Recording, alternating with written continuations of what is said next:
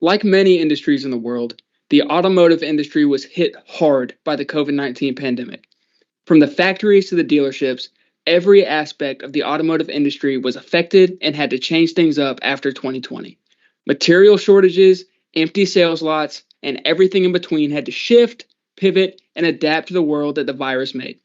In this presentation, Team Onyx, made up of Kenny Hixon, Bryce Davidson, Danny Nelsen, Andrew Lambert, and Sam Rothschild, will analyze how the auto industry was affected by the pandemic, as well as how the industry has changed due to the pandemic, and most importantly, how the auto industry was able to use the principles of supply chain resiliency to remain viable and profitable. Starting on the next slide with domestic sales statistics over the years. As illustrated here, sales seem to be on a slightly downward trend in the late 2010s. While this downward trend is present, the sales remained above $17 million cumulatively from 2015 to 2019. It wasn't until 2020 when annual cumulative automobile sales were first impacted by COVID-19. This directly correlates with the cases first recorded in late 2019 and having spread to many countries by early 2020. The 2022 sales are directly related to inventory strategies that ensure large amounts of inventory is available for customers. In order to further exemplify the ramifications of 2019 and the impacts associated with annual sales, the above charts illustrated the year's cumulative automotive sales decrease from the previous year. The COVID-19 impact resulted in the cumulative average of sales in 2020 decreasing by $2.4 million. While impacts were minimized in 2021, the market was not successful in masking the impacts in 2022, recording $1.3 million less in the previous year. The introduction of COVID-19 did not only bring on new challenges, but it exploited already existing supply chain constraints. We have identified three main signifiers in the auto industry supply chain, or as we like to call them, warning lights, that are vital to every facet of the industry. These warning lights are raw materials, chip shortages, and the finished goods inventory. And just like how your check engine light warns you when things are going wrong in your car and what you may need to fix, our warning lights show how the auto industry may suffer, and we will tell you the ways that they have set out to fix these warning lights.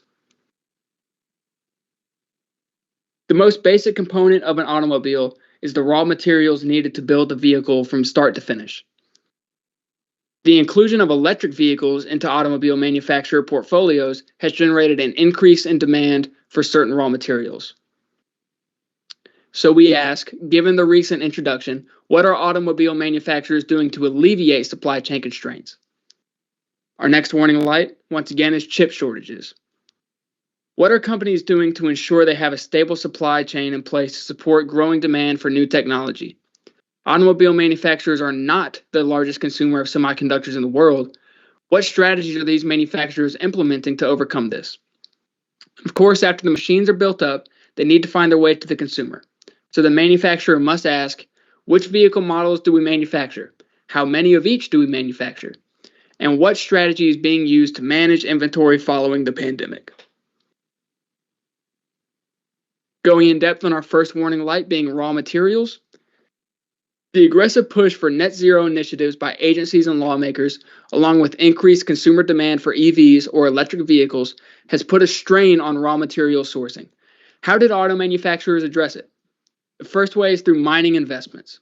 Many manufacturers such as Tesla, General Motors, and Ford have invested heavily for stakes in mining corporations to directly finance the expansion of new mines. The second way is going to be domestic sourcing. Automakers are increasingly reshoring their sources for raw materials like lithium, cobalt, and nickel to mitigate disruptions in the supply chain. According to a survey by Xyometry, 80% of auto executives are increasing their efforts to reshore their sources. Automakers are examining buying equity stake in miners, which will get them involved directly in financing the digging of the actual mines and possibly in prospecting and exploration of those mines. And lastly is government intervention. Recently, President Biden signed the Defense Production Act, an executive order that's intended to increase the domestic production and sourcing of raw materials needed to produce EVs through federal funding and financial incentives. This act follows a similar order set forth by President Harry Truman during the Cold War. also called the Defense Production Act, which allowed the president to use emergency authority to prioritize the development of specific materials for national security production. In addition to this, President Biden has recently allocated almost $5 billion worth of resources to make EV chargers more accessible, which then, of course, leads to the U.S. wanting more of its citizens to switch to electric vehicles, which then leads to even more pressure for the U.S. to acquire materials for EV production. No matter what way you slice it, it always boils down to the White House. Our next warning light is the chip shortage. Now, new cars contain more microchips than ever before. So how did the auto industry address the global shortage of semiconductors? The first way was through a software rewrite. Auto manufacturers such as Tesla rewrote and re-engineered their software to support different, more accessible chips. The next way is through feature cuts. Because of the semiconductor shortage, many auto manufacturers stripped optional features from vehicles, such as hands-free driving, USB ports, heated seats, heated steering wheels, and navigation systems. So your butt might be cold, your hands might be cold, and you might get lost without a GPS. But hey, still beats walking. The third way is through lobbying. The semiconductor shortage proved that the U.S. was overly reliant on foreign sources. The CHIPS Act, passed by Congress, increases investments and rewards government subsidies and tax breaks for domestic semiconductor manufacturing. Automakers like Ford and GM lobbied heavily and urged lawmakers for this legislation. The last way is through long-term contracts.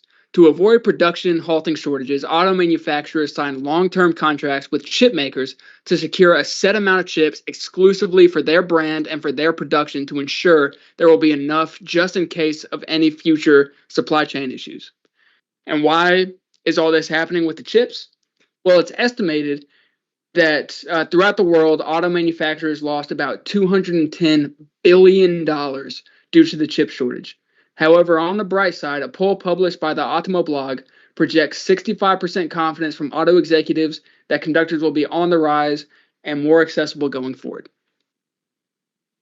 The last warning light is going to be the inventory and how it's managed and how all the pandemic and everything affected it. Before the pandemic, auto dealers would keep at least enough cars on the lot or on order for about a 60-day supply. Due to the pandemic, there was a limited production, which resulted in fewer choices and supplies dropped to as little as 1 month's worth. With this inventory shrinkage, many dealers have seized the opportunity to charge above sticker price and tack on hidden fees. According to the National Law Review, used car prices are currently 43% higher than projected levels, leading consumers to pay about $10,046 on average more than anticipated. Average prices on new vehicles is also up on average, as it's reached about $48,043, marking the highest average for a new car in history. And more on addressing inventory management. Dealers who use the new vehicle inventory metrics to guide their sourcing efforts are finding better outcomes, including more consistency among appraisers and buyers and a clearer understanding of the channels where they are most likely to source specific vehicles. These new vehicle metrics include the volume, the days to sell, miles on that odometer, the model year of the vehicle, and the investment score. Dealers who have adopted a multi-channel strategy for used vehicle sourcing say there's no going back to the old ways of relying on auction vehicles and trade-ins to get the inventory they need. Consumer demands are switching towards a build-to-order preference, which has been popular in Europe for years and is finally making its way here to the States. They rely on that more when purchasing new vehicles. This shift in preference is alleviating some of the pressure for auto dealer inventories. But there's hope on the horizon, ladies and gentlemen. Even though the warning lights are flashing, automakers have remained resilient throughout this unprecedented supply chain crisis. Sales trended in the right direction in 2023, finally, and for now, 2024, automotive firms expect sales to increase from anywhere from 1% to 4%, the highest figure since 2019, according to CNBC. While automakers are not out of the storm, there sure enough is some hope on that horizon.